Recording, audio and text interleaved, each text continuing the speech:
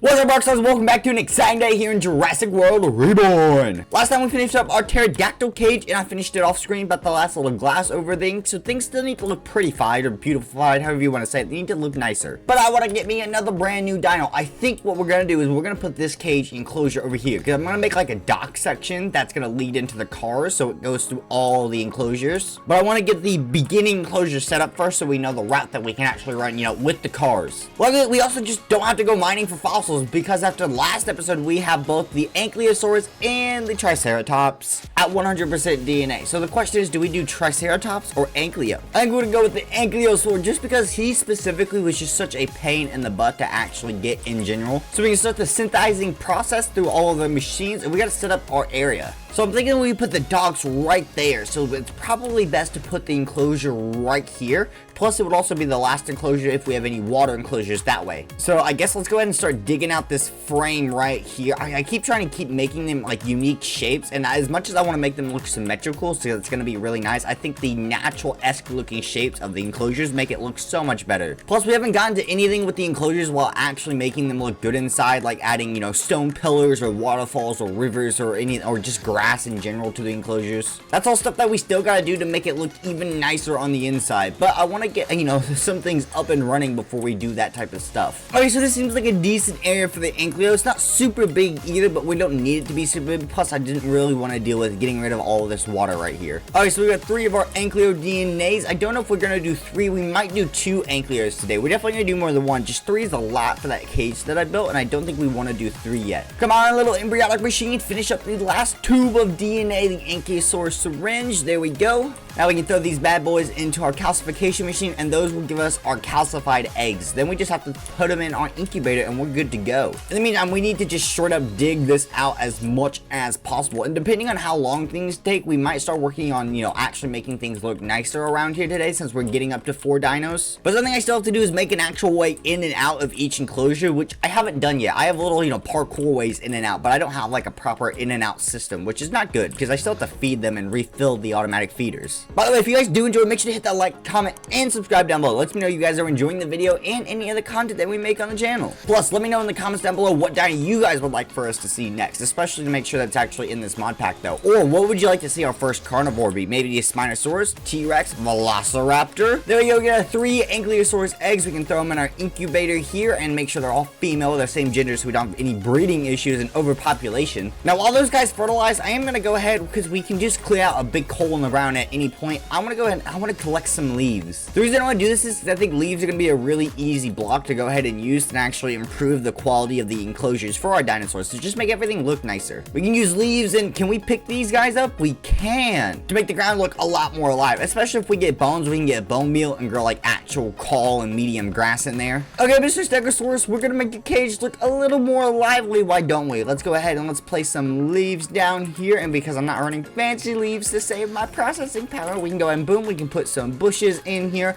to make things look a little bit nicer. It's gonna look a little awkward, but I think once we get grass in here and maybe a tree, depending on how we set up the roof, or if we even need to set up one, I guess we don't need one. We can set up a roof for this guy, give him an actual tree to make things look nice. But overall, at least it just adds more to the enclosure, which is super nice. We want to make things look good. Otherwise, it's just, what's the point of having a dino park? Otherwise, to make money, have fun with dinosaurs, and to make things look good. It's nothing super fancy, but I like it. Once we get grass in here and we actually collect more of the fallen oak leaves, that will be really nice, especially if we do put like a tree in there. But I don't want to put too much, otherwise you just won't be able to see. Alright, Rockstars, all guys already hashed Ankylosaur's egg. Now, I place these down in just a minute. We can let a little bit more grass growing, because I got it all cleaned out and placed with dirt, but we still have a lot to grow. I'm going to go ahead and improve the Stegos cage a little bit more. So let's take these bones and get some bone meal. I'm going to put a tree in this corner, I think. It's technically the most filled corner, but it's also got the least amount of view being blocked by the tree if we do grow it. So come on, there we go.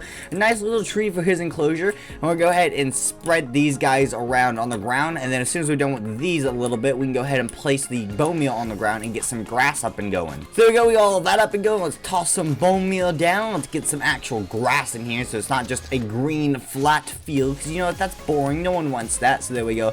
All this already looks so much better. There we go, and our last bone meal. Not quite enough to technically cover it all, but let's take a look from above and see how it really looks now. Oh yeah, the enclosure, look at that. It looks so much better this way. 100% better. It's absolutely fantastic. Maybe 1-2 more trees in the right spots, but otherwise that looks super good. Now the ankle enclosure looks nice, but it's not complete yet. So before we work on, or not Stegosaurus. So before we do the enclosure real quick, I'm gonna replace all of this dirt with more stone bricks. Actually, it's not even stone bricks. I gotta mine these up. I need to go get reinforced glass for this. Well, yes, it might seem stupid to put reinforced glass in front of the stone bricks just in case the dinos can break blocks. This is going to be preventing them from doing that. And we've also already done it on the Jurassic cage, the other enclosure with our first dino, and it just looks better. I mean, maybe it doesn't look better, but I want it to look even. And we're going to put the stone bricks behind the glass. Overall, this process, it looks good. It comes out really, really nice. But if I'm being completely honest, this entire process of doing this is honestly super annoying. Because then once we get all the glass down, I have to go behind each layer of glass and then replace all the stone bricks down as well, which is just